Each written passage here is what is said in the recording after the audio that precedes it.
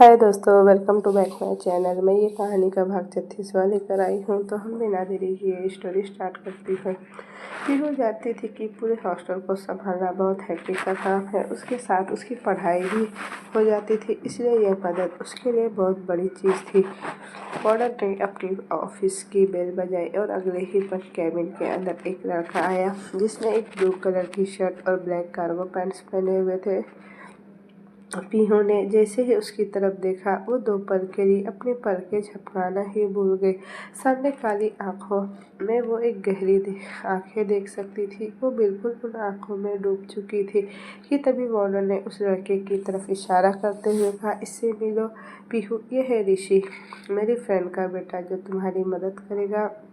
Warden की बात सुनते ही पीहू अपने ख्यालों से बाहर निकली और अपना सिर हाँ में हिला दिया। ऋषि जो पीहू को ऊपर से नीचे घूरकर देख रहा था, उसने एक छोटी सी स्माइल की और बोला, उम्मीद है आपको हमसे कोई परेशानी नहीं होगी पीहू।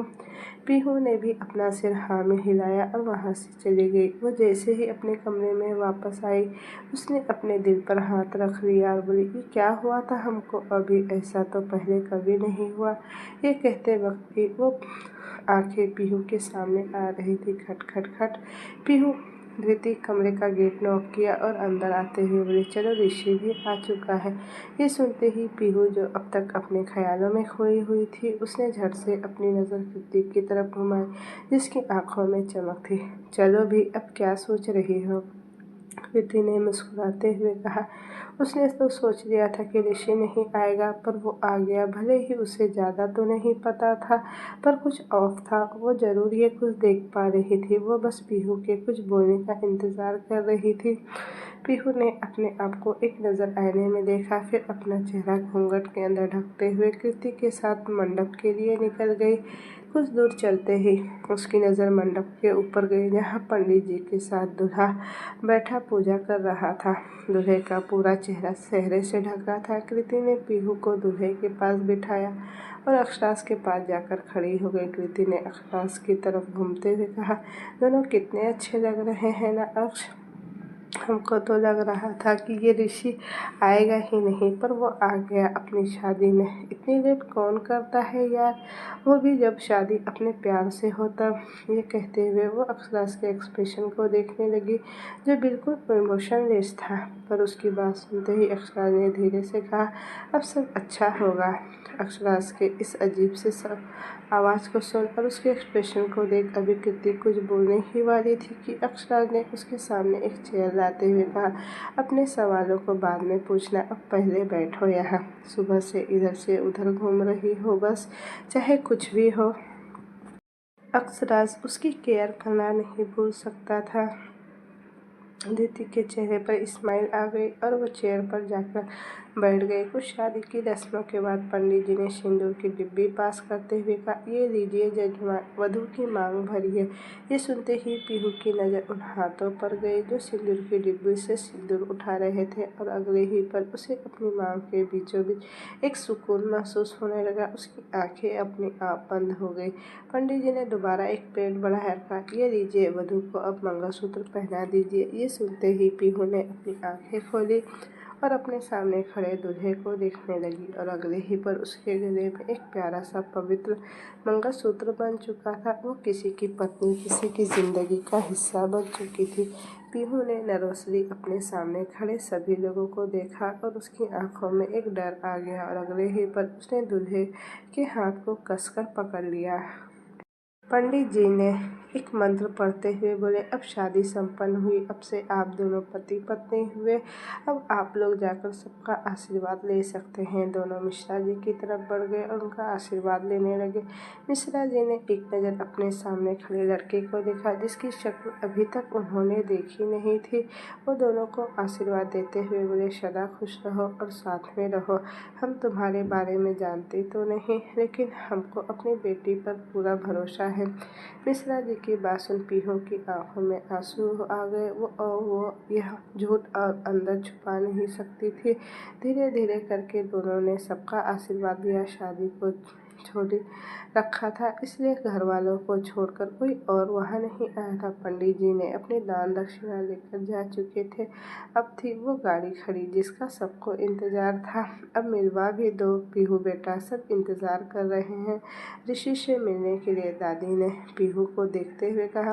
पीहू ने नरसरी अपने बगल में देखा और फिर अपने दोनों हाथों को एक दूसरे में उलझाते हुए धीरे से कुछ बोलना शुरू ही किया था कि वो दादी। और अभी वो कुछ कह पाती कि उसे अपने हाथों पर किसी की पकड़ महसूस हुई।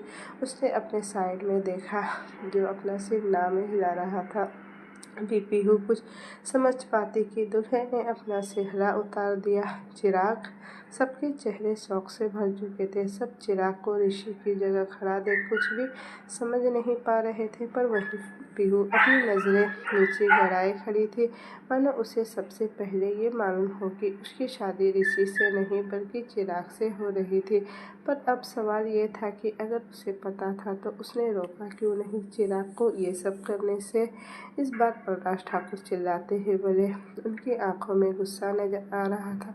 वहीं मिश्रा जी अभी भी ये समझने की कोशिश कर रहे थे कि वो जो देख रहे हैं वो सच है या हम पीहू से शादी करना चाहते थे, इसलिए हम यहाँ खड़े हैं। इसमें चिल्लाने की कोई बात नहीं है, चिराग ने धीरे से कहा, लेकिन उसकी आवाज़ साफ थी जिसे सब लोग आसानी से सुन रहे थे। ये सुनते ही बलराज ठाकुर की आंखें लाल हो गई और वो गुस्से से चिराग की तरफ बढ़ गए।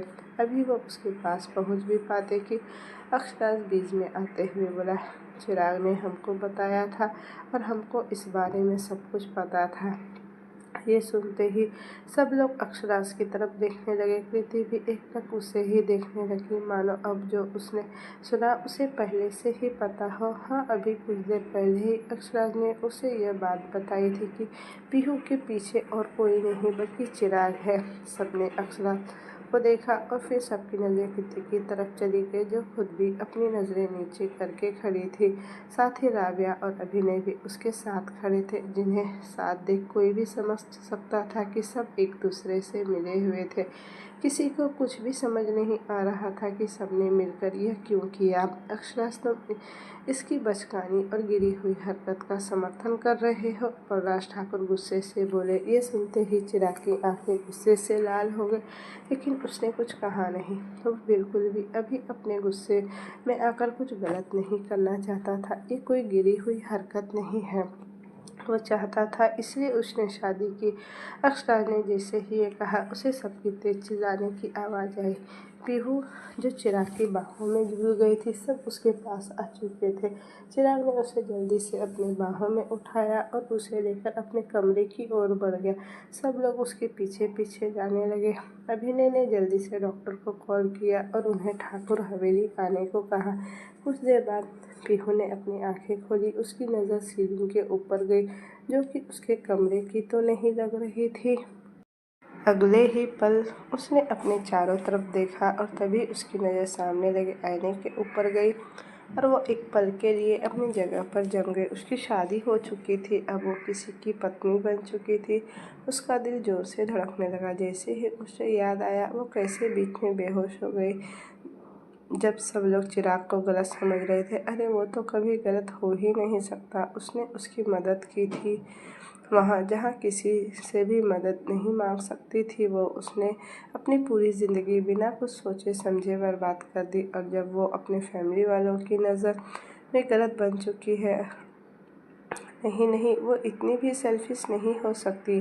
वो चिराग को बुरा नहीं बनने दे सकती। सबके सामने पीहू ने साइड पर अपना दुपट्टा उठाया और दरवाजे की तरफ चली गई। उसने जैसे ही दरवाज़ा खोलना चाहा, दरवाज़ा खुद ब खुद खुल गया और अगले ही पल चिराग कमरे के अंदर एक बड़ी सी प्लेट लेकर अंदर आया। पीहू ने एक नज़र चिराग को देखा, फिर उसके हाथों में रखे प्लेट को देखने लगी। ट्रे में फुल प्लेट रखा डिनर, ये साफ बता रहा था कि ये सब उसके लिए है। तुम उठ गई, अब कैसा लग रहा है? कुछ दिक्कत तो नहीं हो रही हमको? तुम बोलो, हम तुरंत ही डॉक्टर को बुला देते हैं। चिराग ने पीहू को ऊपर से नीचे देखते हुए कहा। पीहू चिराग को एकटक देखने लगी। ये लड़का उसके लिए अपनी पूरी ज़िंदगी बर्बाद करने के बाद भी उसके लिए इतना केयरिंग कैसे हो सकता है? पीहू ने अपना सिर ना में हिलाया और बोली, नहीं, अब हम ठीक है। वो हम बाहर जा रहे हैं। ये सुनते ही उसकी सॉफ्ट हुई आंखें अगले ही पल लाल हो गई, मानो वो समझ गया कि पीहू क्या सोच रही हो। उसने बोला, पहले डिनर कर लो, तुमको कमजोरी है। पीहू ने जैसे ही ये सुना वो फिर से एक पल के लिए सोचने लगी, चिराग क्यों उसकी इतनी परवाह कर रहा है। उसने फिर से बोली, नहीं, हमको अभी बाहर जाना है, सब ठीक करना है, सब हमारा वेट कर रहे होंगे। ये सुनते ही चिराग ने कहा, तुम फिक्र मत करो, अब सब ठीक है। चिराग ने जैसे ही ये कहा, पीहू का चेहरा शौक से भर गया। उसकी आंखों के सामने कल रात की यादें घूम गई जब चिराग उसके कमरे में आया था। हम जानते हैं ये बहुत गलत हुआ, लेकिन अब पीहू भी हमारे घर की बहू है और अब साथ ही साथ वो हमारे कृति और राबिया जैसी है, इसलिए आप फिक्र मत कीजिए। मालती जी ने मिश्रा जी से बोली। अक्षराज ने अभी जो सबको बताया, साथ ही चिराग ने जो सब कुछ सबको बताया, उसे जाने के बाद वो लोग बस यही कह सकते थे। मिश्रा जी ने अपना सिर हाँ में हिलाया और बोले, हम जानते हैं हम आपकी बराबरी के नहीं हैं, लेकिन हमको आपके सबके ऊपर पूरा भरोसा है। हमारी बेटी हमारी जान का टुकड़ा आपके हाथों में देकर जा रहे हैं, बस उसको अच्छे से संभालिएगा। ये कहते हुए मिश्रा जी पूरी तरह से इमोशनल हो चुके थे। वो अब सब कुछ जानने के बाद बहुत खुश थे कि पीहू की शादी उस ऋषि से नहीं हुई, वरना वो शादी ही अपनी बेटी को दोबारा देख पाते। अब वो सब यह बात कर ही रहे थे कि अक्षराज ने बीच में आते हुए कहा, आप फिक्र मत कीजिए, ऋषि के पीछे हमारे आदमी लग चुके हैं। जैसे ही वो हमारे हाथ आता है हम आपको खबर भेज देंगे। कुछ देर ऐसे ही बात करने के बाद सब लोग अपने अपने कमरे की तरफ चले गए। आकृति अक्षराज ने अपने हाथों में कृति का पाँव लिया और उसे धीरे धीरे मसाज देते हुए कहा, हम कह सकते हैं कि चिराग के बारे में वो पीहू को हमेशा खुश रखेगा कृति, क्योंकि ये हमने उसकी आंखों में देखा है। अक्षराज की ये बात सुनते ही कृति ने अपनी बड़ी आंखों से उसे देखा और फिर अपना सिर हाँ में हिला दिया। अभी वो कुछ कहने ही वाली थी कि उसके कमरे का दरवाज़ा नॉक हुआ। तुम फिक्र मत करो, अब सब ठीक है। चिराग ने जैसे ही ये कहा, पीहू का चेहरा शौक से भर गया। उसकी आंखों के सामने कल रात की कुछ यादें घूम गई जब चिराग उसके कमरे में आया। फ्लैशबैक, रात के करीब 2 बजे पीहू अचानक जग गई और अपने कमरे में देखने लगी। ऋषि की खौफनाक हरकतें उसके जहन में थी और उसने इस सपने में अभी ऋषि को देखा था। उसने अपने माथे पर पसीने को पोंछा और जल्दी से बिस्तर से उठ गई। अब वो एक पल भी इस कमरे में नहीं रह सकती थी। उसे सांस लेने में दिक्कत हो रही थी। वो अपने कमरे से निकल गई और टेरेस की तरफ बढ़ गई, क्योंकि एक यही जगह थी जहाँ वो अभी जा सकती थी। उसे सच में अब किसी के सहारे की ज़रूरत थी। वो टेरेस की साइड चली गई और खुले आसमान के नीचे गहरी गहरी सांसें लेने लगी। कहाँ वो एक सेल्फ कॉन्फिडेंस से भरी हुई लड़की थी और अब उसका एक गलत फैसले ने उसे अंदर तक सब कुछ तोड़ दिया, उसे खोलकर रख दिया। उसकी आंखें एक बार और भर गई और उसकी आंखों से आंसू बहने लगे कि तभी पीछे से आवाज़ आई, पीहू। पीहू ने अपना नाम सुनते ही एक झटके से पीछे देखा और अगले ही पल उसकी आंखें चिराग की गुस्से भरी आंखों से मिल गई। उसने जैसे ही अपनी आंखों से आंसू पोंछने की कोशिश की, चिराग उसके पास आ गया और उसकी आंखों से आंसू पोंछते हुए बोला, तुम्हारी आंखों में आंसू नहीं, बदले की आग होनी चाहिए पीहू। पीहू ने जैसे ही ये सुना वो 2 पल के लिए सन्न रह गई। उसे चिराग से इस चीज़ की उम्मीद नहीं थी। क्या मतलब है? पीहू ने बड़ी अपनी हड़बड़ाती हुई आवाज़ में कहा, हम सब जानते हैं पीहू तुम्हारे और ऋषि के बारे में, इसलिए हम तुम्हारी मदद करना चाहते हैं। चिराग ने बिना कोई दूसरी बात किए ही कहा। वो उस ऋषि का नाम भी लेना नहीं चाहता था। चिराग की आंखों में देखकर और उसकी बातें सुन पीहू को इतना तो समझ आ चुका था कि चिराग को सच में अब सब पता चल चुका है। यह सोचते हुए उसकी आंखों में आंसू एक बार फिर से बहने लगे और अगले ही पल वो चिराग की बाहों से लग गए। उसे किसी के कंधों की सख्त ज़रूरत थी। वो अब अपने टूटे दिल को संभाल नहीं पा रही थी। चिराग ने जैसे ही पीहू को अपनी बाहों में पाया, उसने पीहू की पीठ को रब करना शुरू किया। वो इस वक्त इससे ज़्यादा कुछ नहीं कर सकता था, पर उसने सोच लिया था कि अगर गलती से भी ऋषि उसके हाथ लग गया तो वो उसे जिंदा तो नहीं छोड़ने वाला है। पीहू ने अपने दिल के इमोशन को हल्का किया और इस बार चिराग ने उसे नहीं रोका। वो चाहता था कि पीहू के अंदर जो भी इमोशन उस ऋषि की वजह से भरे हुए हैं वो सब एक बार फिर से निकल जाए। पीहू ने जैसे खुद को संभाला, उसे ये समझ आया कि वो इमोशन में बहकर चिराग के कितने करीब आ चुकी है। ये फील करते ही वह जल्दी से पीछे हट गई और अगले ही पल उसकी नज़र चिराग के शोल्डर पर गई, जहाँ उसने अभी अपना सर रखा हुआ था। वो जगह उसके आंसुओं से भीग चुका था। उसने धीरे से अपना चेहरा नीचे किया और बोली, वो सॉरी, हमको माफ़ कर दीजिए, हम इसे साफ करके आपको लौटा देंगे। पर इससे सुनते ही चिराग की आंखें पीहू पर टिक गई और वो उसकी पीहू के आंसू थे। वो कैसे इन आंसुओं को साफ होने दे सकता था। वो इन आंसुओं को तब तक अपने पास रखने वाला था जब तक वो ऋषि को पकड़ कर पीहू के कदमों में ना ला दे। चिराग ने कहा, हमसे शादी कर लो पीहू। चिराग की ये बात सुनते ही पीहू की आंखें बड़ी हो गई और उसके कदम अपने आप पीछे हो गए। उसे समझ नहीं आया कि वो अब क्या ही जवाब दे। चिराग अभी ये सोच ही रहा था कि उसका दिल जोरों से धड़कने लगा। वहीं चिराग भी पीहू के रिएक्शन देख पा रहा था और अगले ही पल उसने कहा, तुम्हारी शादी की हर एक तैयारी हो चुकी है पीहू, लेकिन हम यह से बेहतर तुम जानती हो कि कल कोई ऋषि आने वाला नहीं, इसलिए हम कह रहे कि यह शादी कर लो। फ्लैशबैक इन। खट खट खट। अक्षराज दरवाजे की तरफ बढ़ा और जैसे ही उसने दरवाज़ा खोला उसके सामने पीहू और चिराग खड़े थे। अक्षराज ने एक नज़र दोनों को देखा और फिर साइड हो गया। वो दोनों साथ में अंदर आए। उन्हें अंदर आते देख धृति बेड से उठी। पीहू जल्दी से कृति के पास गई और उसके गले से लग गई। कृति भी उसकी हालत अच्छे से समझ पा रही थी। जो ऋषि ने किया था उसके साथ वो बिल्कुल भी सही नहीं था। उसकी सज़ा तो उसे ज़रूर मिलेगी। उसने पीहू की पीठ को सहलाया और बोली, रो मत, हम सब तुम्हारे साथ हैं पीहू। ये सुनते ही पीहू झट से उसके गले से लगकर रोने लगी। उसे रोता देख चिराग के हाथ आपस में कस गए और वो उसे एकटक देखने लगा। वो चाहता था पीहू उसके पास अपना दुख शेयर करे। हाँ, वो जानता था कि पीहू अभी उस हालत में नहीं, इसलिए वो बस चुप था। उसने एक गहरी सांस ली और अक्षराज को देखा जो उसे ही एकटक देख रहा था। दोनों ने अपना सिर हिलाया और वो दोनों एक साथ कमरे से निकल गए। हाँ, हम सब बताते हैं, लेकिन हम समझ नहीं आ रहा है कि किस मुंह से तुमको सच बताएं। हम धृति, हम डर गए थे पापा को खोने के डर से। उनकी हालत बहुत नाजुक थी और हम यह बताकर उन्हें खुद से दूर नहीं करना चाहते थे। कृति, पीहू ने अपनी रोती हुई आवाज़ में कहा। कृति ने उसकी बैग को सहलाया और उसे चुप कराते हुए बोली, हम समझ रहे हैं पीहू, पर क्या हम इतने पराए हो गए कि तुमको हमारा ख्याल भी नहीं आया। ये सुनते ही पीहू ने फिर से कहा, हमने खुद कुछ नहीं सोचा था। कल रात चिराग ने आकर हमारी मदद की। उसने खुद के बारे में भी कुछ नहीं सोचा, उसने हमारी मदद की। कृति, उसे सब कुछ पता चल चुका था।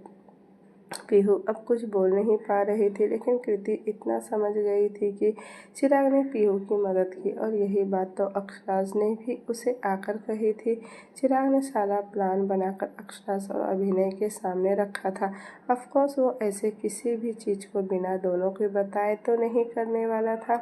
कृति ने पीहू की बैग को सहलाया, उसका चेहरा अपने हाथों में लेते हुए उसके आंसू पोंछी और बोली, अब रोने का नहीं, रुलाने का समय है पीहू। अब तुम सिर्फ और सिर्फ पीहू नहीं हो, अब तुम पीहू चिराग ठाकुर हो। अब ये आंसू तुम्हारे आंखों में अच्छे नहीं लगते। कृति ने जैसे ही ये कहा, पीहू उसे एकटक देखने लगी। उससे भी ज़्यादा उसका पूरा ध्यान कृति की कही गई एक बात पर अटक सा गया कि पीहू चिराग ठाकुर। हाँ, अब उसकी शादी हो चुकी थी और वो भी चिराग ठाकुर से। वो ये कैसे भूल सकती थी। उसने अपने उलझनों में वो पूरी तरह से भूल चुकी थी कि ये एक शादी का मतलब क्या होता है। पर अब उसे सब कुछ समझ आ चुका था। पीहू को कुछ न बोलता देख कृति ने उसे काउच पर बिठाया और उसे एक पानी का ग्लास देते हुए बोली, हम लोगों ने मिलकर सब संभाल लिया है, इसलिए अब कोई फिक्र करने की ज़रूरत नहीं है। हवेली में कोई भी तुमको कुछ नहीं कहेगा पीहू। पीहू ने पानी का गिलास लिया। उसके मन में अभी बहुत सारे ख्याल चल रहे थे और हर ख्याल में चिराग शामिल था। और होता भी क्यों नहीं जब अब से वो उसका पति था। कुछ देर बाद चिराग ने अपने कमरे का दरवाज़ा खोला और पीहू को अंदर जाने का इशारा करते हुए बोला, जाओ और जाकर पहले कपड़े चेंज कर लो। जब हो जाएगा तो हमको बता देना, हम अंदर जाएंगे। इतना हैवी लहंगा वो वॉशरूम में चेंज करना बहुत मुश्किल था। वो पीहू को परेशान नहीं करना चाहता था, इसलिए उसने पहले ही ये कह दिया। पीहू ने जैसे ही चिराग की बात सुनी वो उसे एकटक देखने लगी।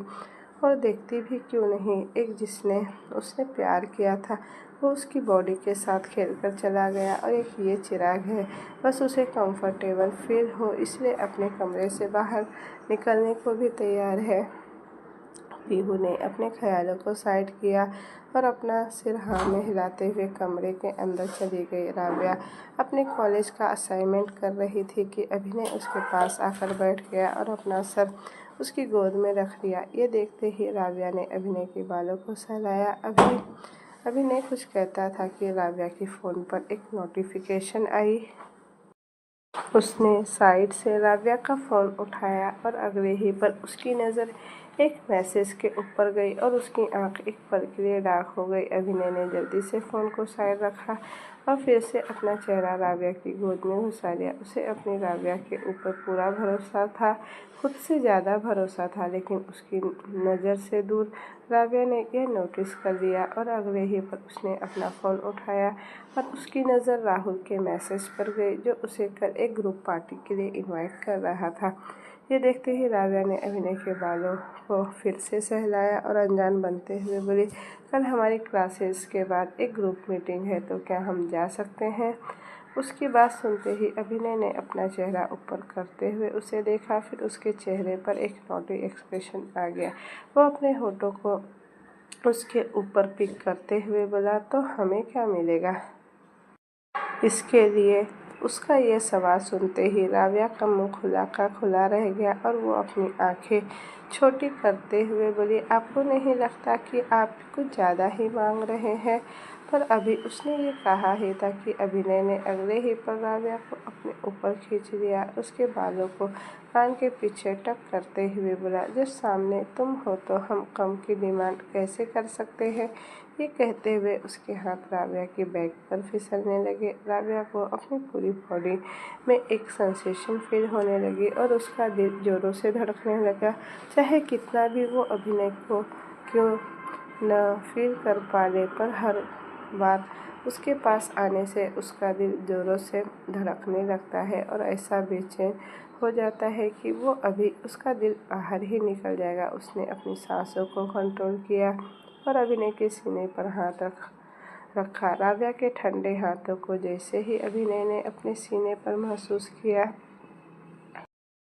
और अगले ही पल अभिनय भी राबिया को अपने नीचे कर लिया और अपना चेहरा उसकी गर्दन में छुपा लिया।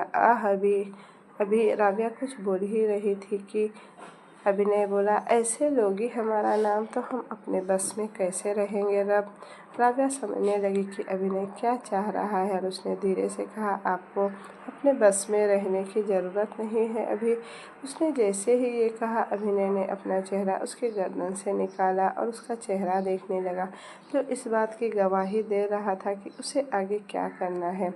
सुबह का वक्त पीहू ने अपनी आंखें खोली और उसकी नज़र कमरे की सीलिंग के ऊपर गई और अगले ही पल उसकी नज़र अपने साइड वाले सोफे पर सो रहे चिराग के ऊपर गई, जो बिना किसी परवाह के चैन की नींद सो रहा था। कोई इंसान कैसे इतना बेफिक्र होकर सो सकता था जब उसकी पूरी ज़िंदगी एक ऐसी लड़की के साथ बन गई है जिसकी बॉडी पर पहले से किसी और के निशान थे। पीहू की आंखों में ये सोचकर आंसू आ गए और वो उठकर बैठ गई। उसे एक पल भी चिराग की ज़िंदगी में नहीं रहना था। वो किसी की हमदर्दी नहीं चाहती थी, उसने तो सिर्फ प्यार मांगा था, वो भी उसे नहीं मिला। वो अपने आंसुओं को बेतरतीब तरीके से पोंछने लगी। ऐसा करने की वजह से उसकी चूड़ियों की आवाज़ कमरे में तेज होने लगी और अगले ही पल चिराग की आंखें खुल गई। उसने जैसे ही अपनी आंखें खोली, उसकी नज़र सामने बेड पर बैठी हुई पीहू पर गई, जो खुद को रोने से रोक रही थी। ये देखते ही वो जल्दी से पीहू की तरफ बढ़ गया और अपने घुटनों पर उसके सामने फ्लोर पर बैठ गया और कहा, हे पीहू, हे क्या हुआ, तुम रो क्यों रही हो? क्या हमने नींद में कुछ किया क्या? रोती ही पीहू ने जैसे ही चिराग का ये सवाल सुना, उसने जल्दी से अपना सिर ना में हिलाया और अपने आंसू पोंछते हुए बोली, नहीं नहीं, कुछ नहीं कहा आपने। ये सुनते ही चिराग कुछ पूछता कि पीहू जल्दी से वॉशरूम में भाग गई। चिराग फ्लोर से उठा और वॉशरूम की तरफ देखते हुए खुद से बोला, हर एक आंसुओं को, हर एक खून के बदले तोलेंगे हम।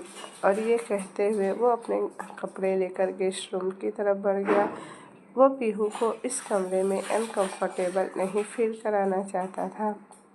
पीहू को पूरी तरह फ्रेश होकर एक तौलिए में वॉशरूम के अंदर खड़ी थी। उसे समझ नहीं आ रहा था कि वो चिराग से अपने कपड़े कैसे मांगे। एक तो बिना कपड़े के नहाने चली आई वो, और अब उसे चिराग से कपड़े मांगने में शर्म आ रही थी। उसने एक दो बार गेट को नॉक किया पर बाहर से कोई आवाज़ नहीं आई, तो उसने धीरे से का दरवाज़ा खोला और अपना सर बाहर निकाल कर देखने लगी। कमरे के अंदर चिराग का साया भी नहीं दिख रहा था। ये देखते ही पीहू कमरे के अंदर आ गई। अभी वो अपने कपड़ों के बारे में सोच ही रही थी कि उससे पहले ही कमरे में उसकी नज़र बेड पर पड़ी और एक रेड साड़ी के ऊपर गई जिसके साथ मैचिंग श्रृंगार का सामान रखा हुआ था। ये देखते ही वो बेड की तरफ बढ़ गई। अक्षराज ने कृति को हल्के हल्के हो रहे बेबी बम्प पर किस किया और घुटने पर बैठकर उसकी साड़ी की प्लेट बनाने लगा। बेबी बम्प की वजह से कृति झुक नहीं पा रही थी और साथ ही डॉक्टर ने भी उसे झुकने से मना किया था। आखिर ट्विंस जो थे उसके अंदर, उसके लिए जोखिम भरा हो सकता था ये सब।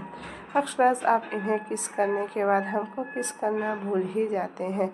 क्या अब आपको हम पसंद नहीं? कृति ने धीरे से कहा। ये सुनते ही अक्षराज के चेहरे पर स्माइल आ गए, क्योंकि अब वो कृति के हर प्रेगनेंसी मूड के जवाबों से तैयार हो चुका था। उसने खास करके कृति के लिए एक फ़ोल्डर बनाया हुआ था, वो भी गूगल से सर्च करके, जिसमें उसके सारे सवाल थे जो वो प्रेगनेंसी मूड में पूछती थी। अक्षर, आप हंस क्यों रहे हैं? जवाब दीजिए ना, कहीं आपको सच में अब हम अच्छे नहीं लगते क्या? कृति ने अक्षराज को हंसते हुए देखकर कहा, नहीं, अब तुम हमको पसंद नहीं आती हो। अक्षराज ने जैसे ही ये कहा, कृति की आंखें आंसुओं से भर गई। अक्षराज की नज़र जैसे ही कृति की आंखों में गई, वो जल्दी से उठ गया और चेहरे को अपने हाथों में भर लिया और बोला, क्योंकि दोबारा पसंद करने के लिए पसंद आना भी तो पड़ता है, और तुम बस कृति नहीं हो हमारे लिए, तुम्हारा हमारा पूरा दिल हो।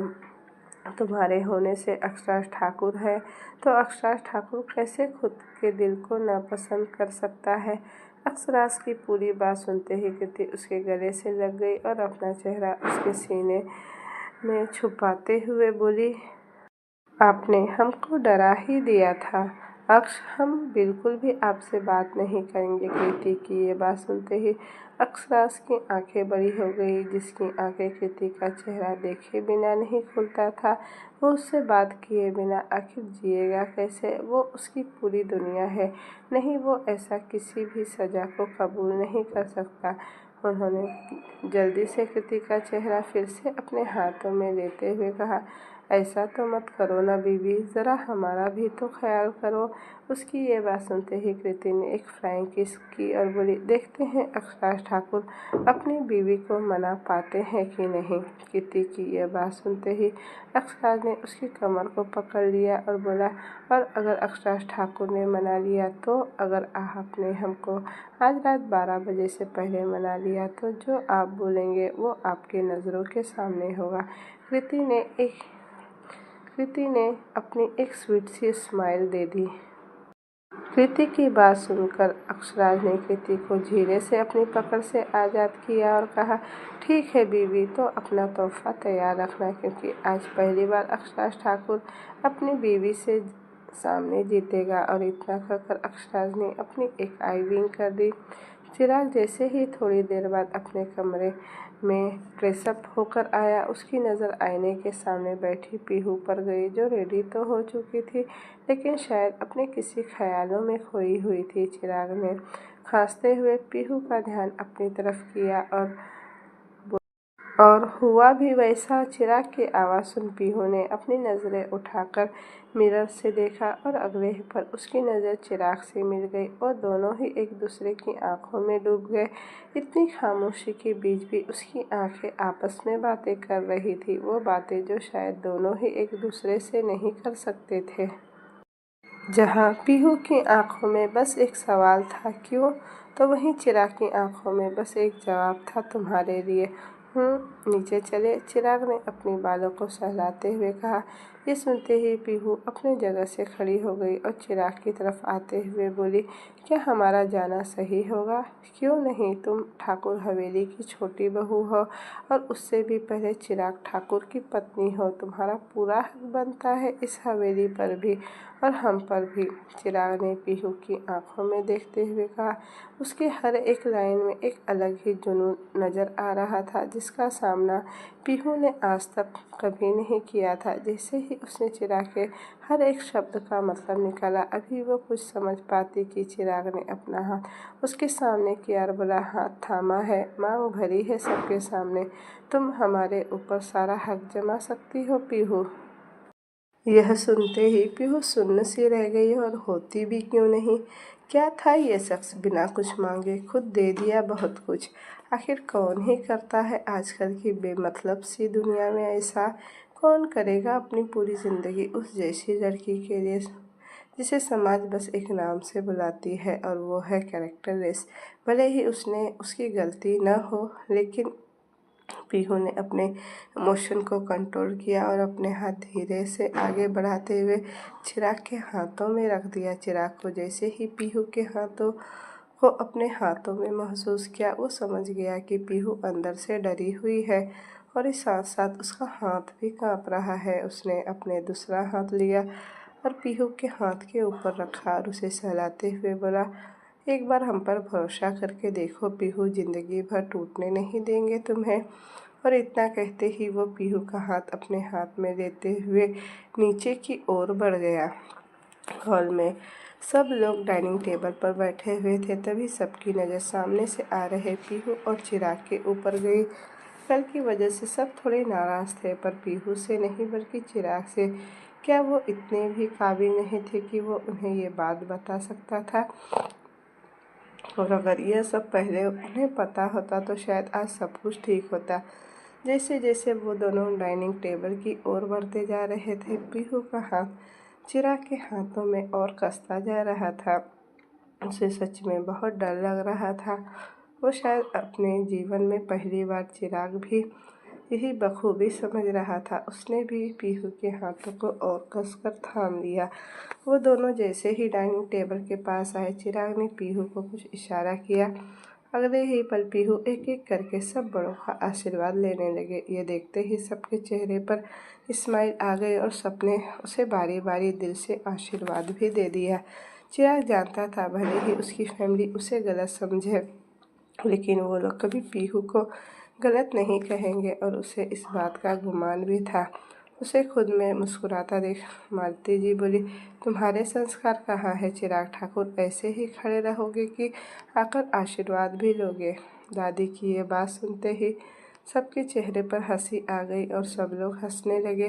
पीहू का मन भी अब थोड़ा ठीक होने लगा था। चिराग अपने बालों में हाथ फिराते हुए सबकी ओर बढ़ गया और फिर एक एक करके सबके आशीर्वाद ले लिया।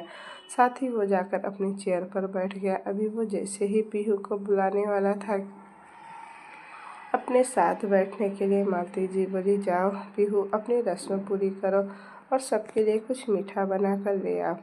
पीहू ने जैसे ही दादी की बात सुनी, उसकी नज़र अपने आप कृति के ऊपर चली गई, जो उसे एक प्यारी सी स्माइल दे रही थी, साथ ही साथ उसे ऑल द बेस्ट भी कह रही थी।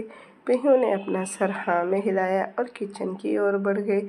उसके जाते ही मालती जी चिराग की ओर देखते हुए बोली, अगर हमको जरा भी लगा कि तुम उस बच्ची को परेशान कर रहे हो तो बचपन वाली मार लगेगी, वो भी इस बार तुम्हारी बीवी के सामने। ये सुनते ही चिराग की आंखें बड़ी हो गई। वो क्यों परेशान करेगा अपनी पीहू को? उसकी आंखों में वो आंसू भी नहीं देखना चाहता। वो अपनी वजह से देखने से अच्छा है कि वो अपनी मौत ही देख ले। वहीं दादी की बात सुन फिर से वो वहाँ सब एक दफ़ा हंसने लगे। अभिनय ने अपनी कार कॉलेज गेट के सामने रोकी और फिर राव्या की ओर देखते हुए बोला, हम लेने आ जाएंगे तुमको।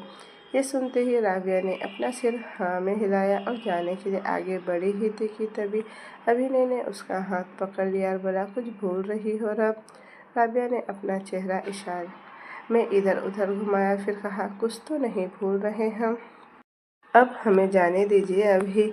पर यह सुन अभिनय ने और कसकर उसका हाथ थाम लिया। उसके कान में फुसफुसाते हुए बोला, ध्यान से याद करो, एक चीज़ रह गई है रब। राबिया को अब हंसी आ रही थी, पर वह कल रात का बदला लेने वाली थी उससे। उसने फिर से अपना चेहरा मासूम सा बनाया, बोली, सॉरी, याद आ गया।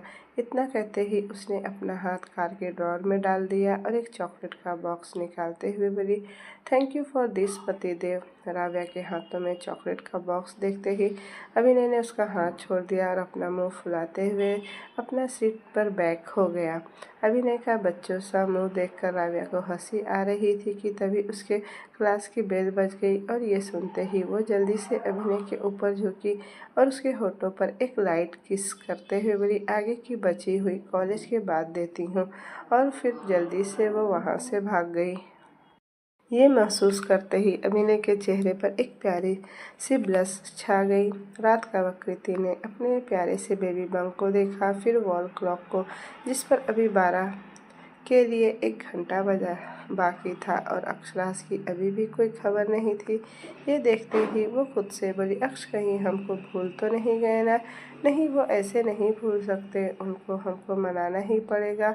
ये कहते हुए वो फिर से वॉल क्लॉक की तरफ देखने लगी। तभी उसका फ़ोन बजने लगा। कृति ने अपना फ़ोन उठाकर देखा तो अक्षराज का कॉल आ रहा था। ये देखते ही उसके चेहरे पर बड़ी सी मुस्कुराहट आ गई और उसने फ़ोन उठा लिया। हमको पता है हमारी बीवी नाराज़ है तो हमसे बात नहीं करेगी, पर हमको मौका तो मनाने का मिला है, इसलिए हम तुम्हारा इंतज़ार कर रहे हैं नीचे। अक्षराज ने ये सारी बात एक सांस में कह दी और कृति को कुछ बोलने का इशारा करने लगा, पर अगले ही पल उसके चेहरे पर मुस्कुराहट आ गई जब कृति ने कुछ कहने की बजाय अपनी खांसने की आवाज़ निकालो, मानो कह रही हो कि वो ज़रूर आएगी। इतना कहते ही कृति ने कॉल कट कर दी और कमरे से निकल गई। अक्षराज जो अपनी जगह पर खड़ा था, उसकी नज़र सामने से आ रही कृति के ऊपर गई, जिसने अभी ब्लू कलर की शिफॉन साड़ी पहन रखी थी, जिसमें उसका बेबी बम थोड़ा थोड़ा नज़र आ रहा था और चांद की रोशनी में उसका चेहरा बहुत दमक रहा था। कृति अक्षराज के पास आई और उसे देखने लगी, क्योंकि वो बोलने तो कुछ वाली नहीं थी। अक्षराज ने एक स्माइल दी और फिर कार का दरवाज़ा खोल कर दिया और बोला, बीवी बस कुछ देर और चुप रह लो, फिर पूरी रात हम तुमको चुप रहने का मौका ही नहीं देंगे। ये सुनते ही कृति, जो अक्षराज की बात सुन रही थी, उसका दिल जोरों से धड़कने लगा। उसे इतना तो समझ आ चुका था कि अक्षराज ने कुछ सोचा तो ज़रूर होगा, वो भी कुछ छोटा मोटा तो नहीं सोचा होगा। अभी वो ये सोच ही रही थी कि अक्षराज भी उसके पास आकर बैठ गया और कार स्टार्ट कर दिया।